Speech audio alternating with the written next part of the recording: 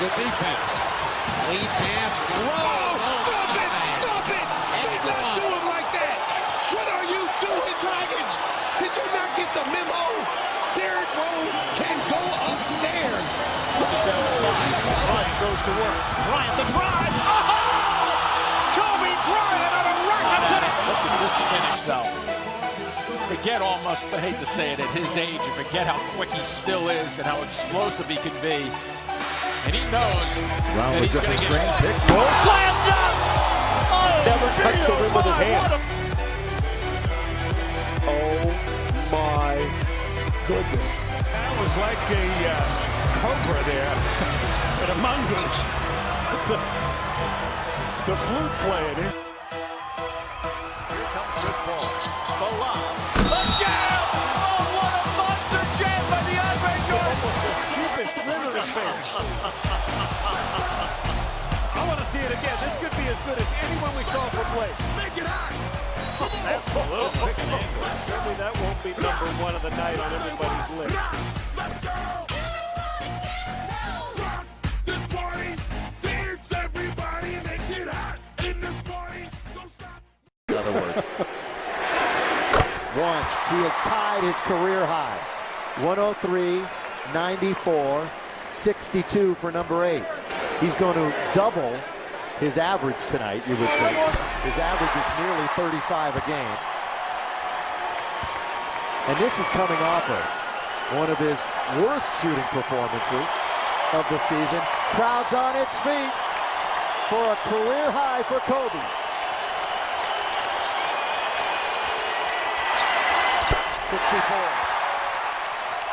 And the beat goes on. That's the key, and the beat goes on. Peterson, Kobe, pump fake for two. Kobe's got the Laker record.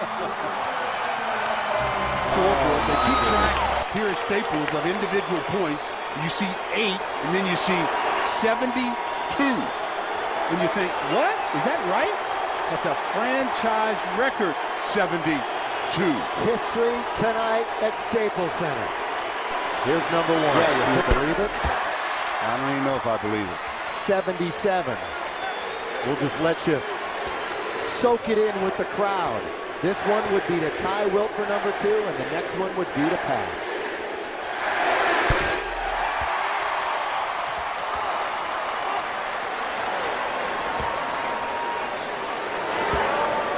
I mean, this says it all by itself. I mean, there's nothing that needs to be said about this game. Ladies and gentlemen, you have witnessed the second greatest scoring performance in NBA history. And that'll do it.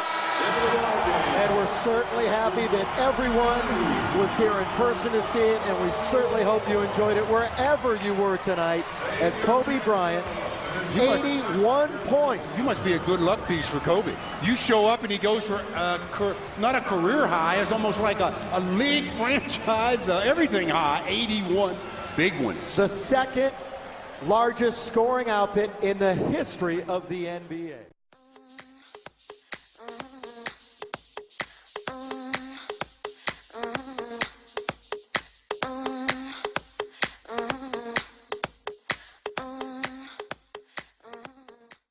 One random target will lock on Green. Keeping his eyes on the basket, John needs to hit that target using only his peripheral vision. Humans have a normal field of vision just under 180 degrees. When looking straight ahead, the image directly in front of the eye is clearest, and the targets John will be aiming at will be in the far corners of his peripheral vision, close to 85 degrees from his central field of view. At that angle, his visual acuity will be reduced by 97.5%, meaning he'll only have use of 2.5% of his effective vision. Here we go.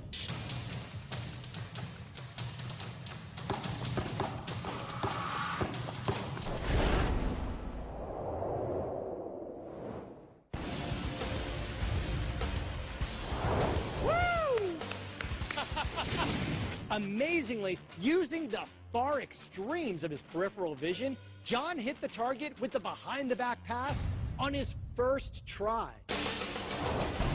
John's vertical leap is a massive 39 inches. That's a higher vertical leap than even Kobe Bryant.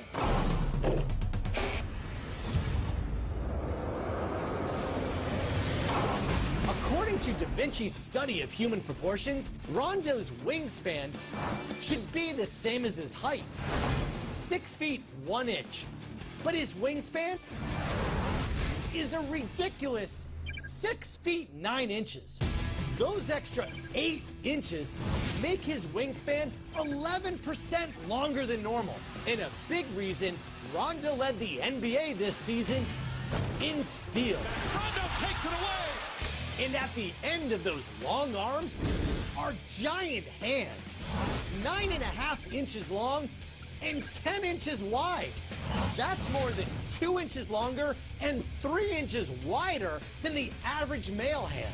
In fact, Rondo's hands are actually larger than LeBron's. And amazingly, according to Da Vinci's calculations, Rondo's hands are proportionate to a man taller than Yao Ming.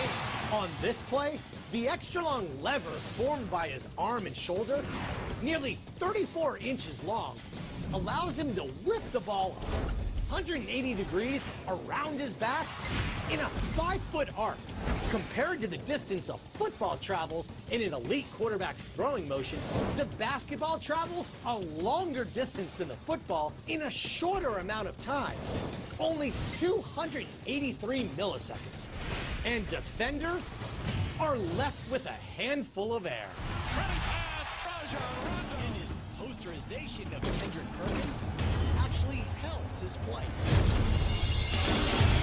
Normal jumps follow a smooth, parabolic trajectory.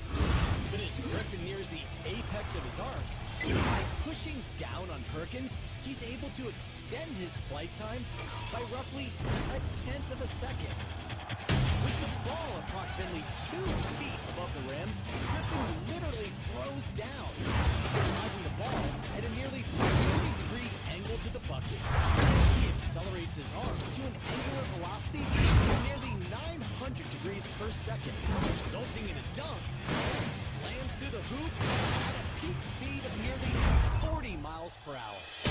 From liftoff to landing, Blake Griffin's total flight time was 0.96 seconds, more than 3% longer than LeBron's dunk over John Williams, with a slight assist courtesy of a filthy posterization. And when Dirk is in his sweet spot, from 15 to 19 feet from the hoop, his unique fadeaway jumper is virtually indefensible. Here's why. To create initial separation, Dirk steps back with his left leg, and in less than 0.3 of a second, brings up his right knee to keep his defender at bay. As Dirk jumps, he angles his torso approximately 20 degrees back, creating roughly 2.5 feet more separation between the ball and the defender.